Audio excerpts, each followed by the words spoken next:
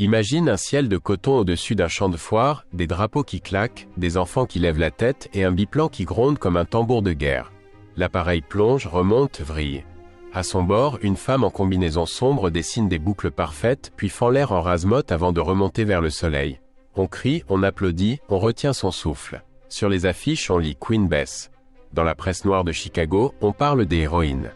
Mais ses amis connaissent son autre nom plus vrai, Bessie Coleman, la fille du Texas qui a décidé de voler quand tout disait non. Elle naît le 26 janvier 1892 à Atlanta, Texas, 10e d'une fratrie nombreuse, dans une petite maison où l'argent manque autant que les possibilités. Son père, George, est afro-américain et amérindien. Sa mère, Suzanne, afro-américaine, travaille sans relâche. Les champs de coton et l'odeur des lessives marquent l'enfance. L'école, une pièce unique, ouvre des fenêtres. Bessie y dévore l'arithmétique, les histoires de grands espaces. Son père, lassé des lois raciales, repartira vers l'Oklahoma indien. Bessie grandit entre absence et détermination. À 18 ans, elle tente l'université à Langston, mais n'y reste qu'un trimestre faute d'argent. Elle rentre, travaille, économise. En 1915, direction Chicago. Ses frères y ont trouvé du travail. Elle, manucure dans un barbier fréquenté par les joueurs de baseball, écoute les récits des anciens de 14 à 18 qui reviennent de France avec dans les yeux des avions. Le déclic est là, elle veut voler. Mais en 1919, en Amérique, aucune école de pilotage n'accepte une femme noire.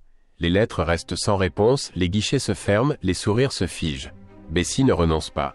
Elle s'adresse au Chicago Defender. Son rédacteur, Robert S. Abbott, voit la flamme et publie un appel. Un banquier, Jesse Binga, et d'autres soutiens rassemblent de quoi payer un billet et une formation. On lui conseille d'apprendre le français pour intégrer une école européenne. Elle s'inscrit à des cours du soir, répète les phrases en marchant, écrit sur des fiches « Je veux apprendre à piloter ». À l'automne 1920, elle embarque pour Paris. France, Le Crotoy, école d'aviation des frères Caudron. Le vent de la baie de Somme fouette le visage. Les mécaniciens parlent vite. Les caudrons G3 sentent l'huile rance et le tissu humide. Bessie apprend à décoller en douceur, à poser l'appareil face au vent, à lire les bourrasques. Le 15 juin 1921, la Fédération aéronautique internationale lui délivre un brevet de pilote international. Première femme afro-américaine et première femme amérindienne au monde à obtenir ce sésame. Elle lève la carte devant l'objectif, sérieux, fierté, promesse. Elle poursuit par un perfectionnement en Europe, France, Pays-Bas, Allemagne, où elle observe les ateliers de Fokker, apprend les acrobaties, affine le sens du public. Retour aux États-Unis. L'aviation civile n'en est qu'à ses balbutiements et la seule façon de gagner sa vie, c'est l'aérocirque, le barnstorming. Ces spectacles forains où l'on paye pour voir un avion flirter avec l'impossible. Bessie trouve des mécènes, loue des biplans vieillissants, imprime des flyers. Le 3 septembre 1922, près de New York, elle réalise son premier grand show, Looping, 8 paresseux piqués contrôlés. La foule l'adopte. Les journalistes la baptisent Brave Bessie. Son agenda s'emplit. Chicago, Dallas, Houston, Los Angeles, Jacksonville.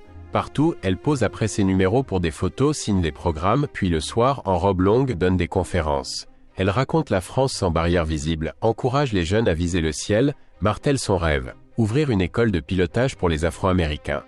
Voler n'efface pas les murs. Les organisateurs exigent souvent des entrées séparées pour le public noir. Bessie refuse, pas de spectacle si la foule ne franchit pas la même porte. À Waxahachie, Texas, on lui propose un compromis bancal. Elle tient, calme, et obtient un accès commun même si la ségrégation des sièges persiste. Sa victoire est modeste, mais visible. Des familles noires passent sous l'arche principale. Des enfants gardent en mémoire la femme qui ce jour-là a déplacé une corde. Le ciel, lui, n'a pitié de personne. En 1923, à Los Angeles, un moteur rend l'âme juste après le décollage. L'appareil s'écrase. Bessie souffre de fractures jambes, côtes, passe des mois en convalescence. Elle vend des photos, tient des conférences, économise pour acheter un avion. Elle remonte. Elle aplatit ses peurs en checklist et en prière, retourne aux figures.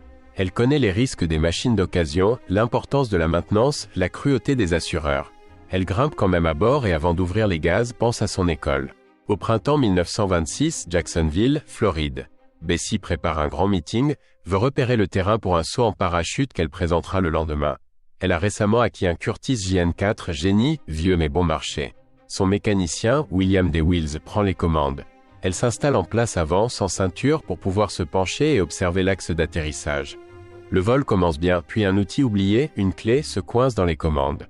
Le biplan part en piqué, se renverse. Bessie est éjectée et chute. Wills s'écrase avec l'appareil. Le 30 avril 1926, à 34 ans, Bessie Coleman meurt sans avoir inauguré son école. Le deuil traverse les communautés noires du pays. Des processions suivent son cercueil à Chicago. Des jeunes filles portent des fleurs. Des articles promettent que son rêve ne restera pas lettre morte. Ce rêve, en partie, prend. Des clubs d'aviation noire voient le jour. Des pilotes disent son nom avant d'entrer en piste. Des bourses portent sa mémoire. Une génération plus tard, les Tuskegee Airmen dressent leurs plans. Des femmes comme Willa Brown ou Bessie Stringfield, à moto, prolongent la ligne. Des écoles d'aviation intègrent enfin des élèves de toute origine. Dans les années 1930 à 40, on organise des Bessie Coleman Aero Club. En 1977, des aviatrices fondent l'International Black Aerospace Council. Des aéroports marquent une allée Bessie Coleman Drive. Chacun de ces gestes aligne pierre après pierre une piste qu'elle n'a pas pu achever. Ce qu'on retient au-delà des dates, c'est un style. Bessie ne s'est pas posée en martyr, elle a posé des conditions. Elle n'a pas seulement rêvé, elle a appris une langue, traversé un océan, travaillé 2 fois plus pour payer ses heures de vol. Elle n'a pas seulement volé, elle a parlé dans des salles, coin de scène après coin de scène, de métiers de l'air ouverts aux jeunes, de mécanique, de navigation, de discipline. Elle n'a pas seulement cassé un plafond de verre, elle a déverrouillé une porte et montré comment passer ensemble. On aime voir son visage sur les affiches, menton haut, regard franc, parce que l'image raconte d'un coup ce que les mots détaillent. La dignité au milieu du vacarme, la maîtrise au bord du risque. Mais il faut se souvenir aussi des mains. Celles qui comptent la solde, rapiècent une combinaison, graissent un câble, font patienter un moteur trop capricieux, serrent un micro pour exiger un seul portail. Les légendes naissent de ces gestes minuscules faits 1000 fois. Un jour, quelqu'un lui demande pourquoi elle s'obstine. Elle répond en substance « Je veux que les jeunes voient leurs ailes ». Ce n'est pas un slogan, c'est un programme. Dans les cours d'école où l'on interdisait la baignade par peur de la polio, dans les villages où l'on disait « pas pour toi », dans les clubs où l'on riait d'une femme aux commandes, Bessie Coleman a montré que le ciel n'appartient à personne. Qu'un brevet n'est pas une médaille mais une clé. Que l'important n'est pas d'être la première mais de ne pas être la dernière. Alors serre le casque, ajuste la sangle, regarde devant. Si cette histoire t'a donné ce léger vertige qui précède l'envol, abonne-toi à Destins épiques et active la cloche. D'autres trajectoires t'attendent, de Jeanne Barret qui a contourné le monde en secret à Katherine Johnson qui a tracé l'orbite d'un homme, de Ramanujan qui voyait les nombres à Jonas Salk qui offrit un vaccin au monde. Et toi, dis-moi, quelle porte refuses-tu de laisser fermer, et quel ciel veux-tu conquérir ?